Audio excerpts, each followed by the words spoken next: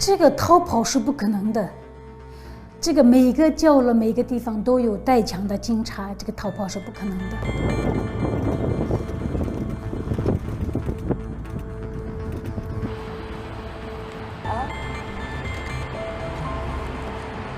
我上课的时候，有些带枪的警察进来，就是想带走的人，他们就拉出去了。拉出去以后，带到那个黑房子里面，我们就可以听到他们的那个尖叫声，还有那个呼救声这样子的。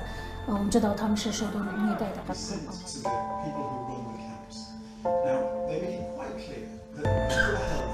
The document, so-called document you're talking about, is a pure fabrications. Don't listen to fake news.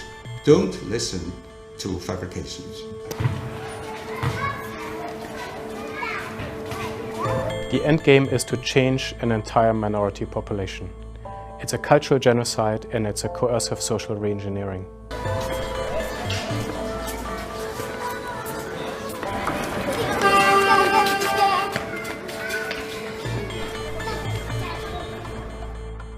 Last week, Dr. Michael Ryan, he's a leader at the World Health Organization, announced that in response to the spread of this virus, authorities may have to enter people's homes and remove family members, presumably by force. In most parts of the world, due to lockdown, most of the transmission that's actually happening in many countries now is happening in the household, at family level. In some senses, transmission has been taken off the streets and pushed back into family units. Now we need to go and look in families to find those people who may be sick and remove them and isolate them in a safe and dignified manner.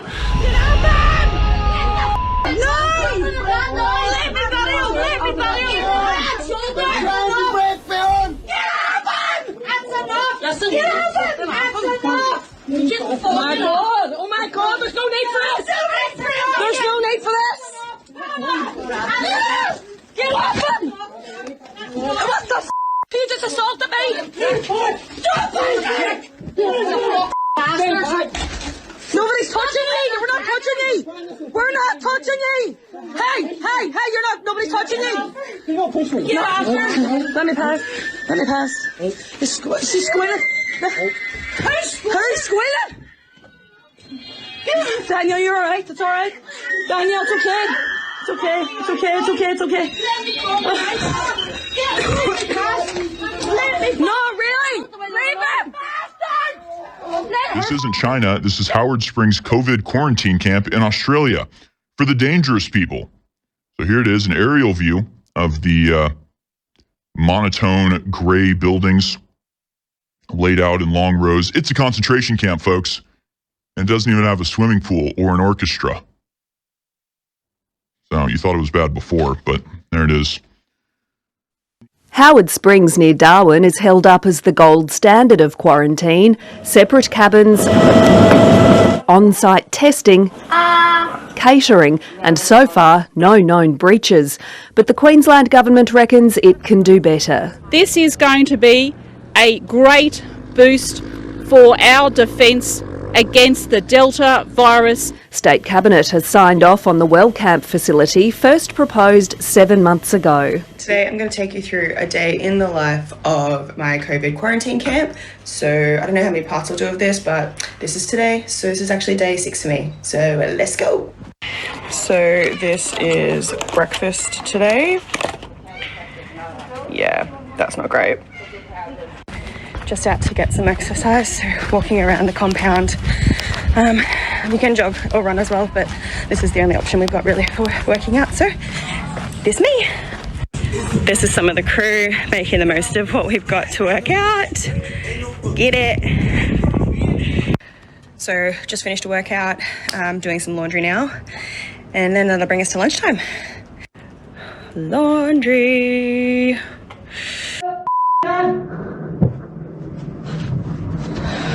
So it sounds like they want this guy to stay here longer, which is concerning for me because he's stayed here for 14 days. Mate, you gotta calm down. Mate, you gotta take me somewhere else.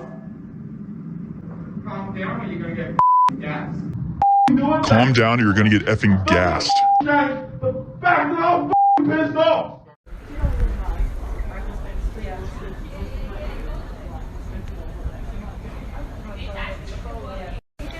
We're all just waiting patiently to be fed. It's like when you shake the bag of dog treats and the dogs come running. We're all just outside waiting. Just had the cops come around and tell this woman off staying over here as well. Because there was about 5 seconds in between her taking a sip of her cup of tea and she took her face mask down. Cops came around literally on the dot and just pulled her up for it, and she said, well, I'm drinking my tea, and they said, well, not right now, you don't put your face mask on. So, it's a bit intense. The aeroplane, and they come out here. It's like a prison camp. This is where they exercise, have their half-hour free time. That's insane. They can't leave. What? Excuse me, is this your timeout from the red flight? Is this the timeout from the red flight? What? How much time do you get? How much do you get? Half an hour? Okay. A couple of times a day you can. If you're escorted out, it's price for it. What? There's security on every floor. You're joking. There's full security on every floor. There's security on every lift. There's 20 to 30 security guards in the lobby, so you can't come out. Wow. And you're social distancing here, exercising. No, excuse me, he can't speak to us, it's his right.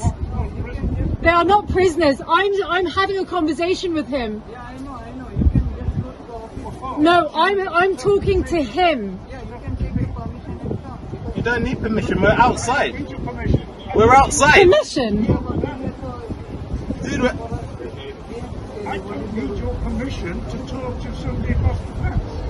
no, you don't. Your permission. I do not. No, our rights.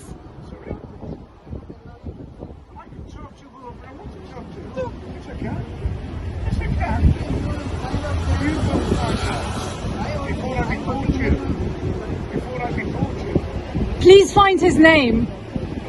This is wrong. You cannot tell him who he can and can't speak to. We don't need to go anywhere. Anyway. We're having a discussion, thank you. But now you understand, right? My goodness. Okay, and that's the £1,700 you pay? 1750. 50. We're so sorry. Don't worry. Have a good one. Look after yourself. Take care, you too. Bye-bye. And I had a whole bunch of people down the Ryback Beach last night who thought the best thing to do was to go and watch the sunset. I'm sure it was a beautiful sunset. But that's not in the spirit or in the letter of these rules. On double vaccination, but we're now watching countries like Israel see their cases surge despite high vaccination rates. How important are boosters to maintaining this no lockdown plan, and how soon we need to get them so that we can maintain these freedoms we're being promised? We need to get used to being vaccinated with COVID vaccines for the future. I can't see that COVID is not going to be with us forever.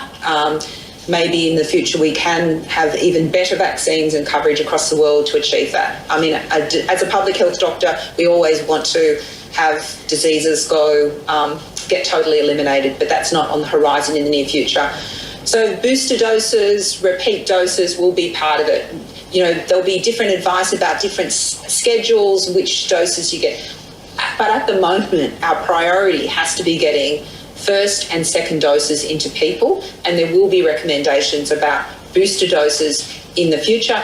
And I can assure you that the Commonwealth Government has purchased large quantities of vaccine into 2022, and this will be a regular cycle of vaccination and revaccination as we learn more about when immunity wanes. Whilst it is in human nature to engage in conversation with others, to be friendly, unfortunately, this is not the time to do that. So even if you run into your next door neighbour in the shopping centre, in the Coles, whilst you're at Coles or Woolworths or Aldi or any other grocery shop, don't start up a conversation. Now is the time for minimising your interactions with others. Even if you've got a mask, do not think that affords total protection. We want to be absolutely sure that as we go about our daily lives, we do not come into contact with anyone else that would pose a risk. Lately about one day learning to live with this virus. So I'm wondering, at what point does the pandemic end and COVID-19 becomes endemic? I think that's the reality that most of the world has been confronting. What we're really pleased to say is we've got great vaccines. I have like busted blood vessels all over my body. So I have some here, and I have them on my arms and my legs, and then wait till you see the inside of my mouth. It's nasty.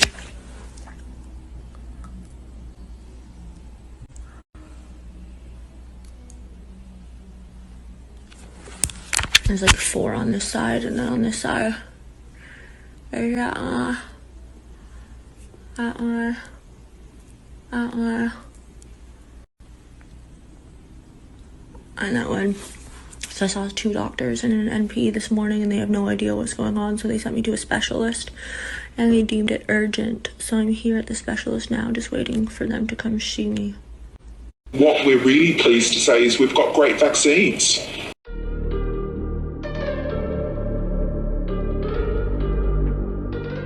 What we're really pleased to say is we've got great vaccines.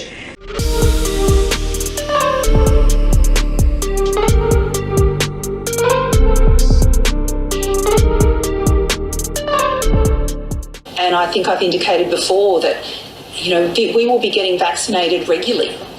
There will be new strains that emerge potentially, and we'll have boosters, a bit like seasonal flu. So every year in seasonal flu, they try and predict which strains are the predominating strains, and we have a vaccine. What's really useful is some of the technology. We've made vaccines quicker than we've ever made them before. They're not vaccines, so some of the mRNA technology gives us hope that we'll be able to rapidly accommodate to any changes in the virus. But that's where we're going to be, and the key message is we need to get that second dose protection. So whilst I'm very pleased we are at 70% first dose, as you know, I've previously said I want to see the sky as a limit. I think Australia can be the most vaccinated country in the world. From a situation where, to protect the health system, we've got everybody locked down, we're going to move to a situation where, to protect the health system, we're going to lock out people who are not vaccinated and can be.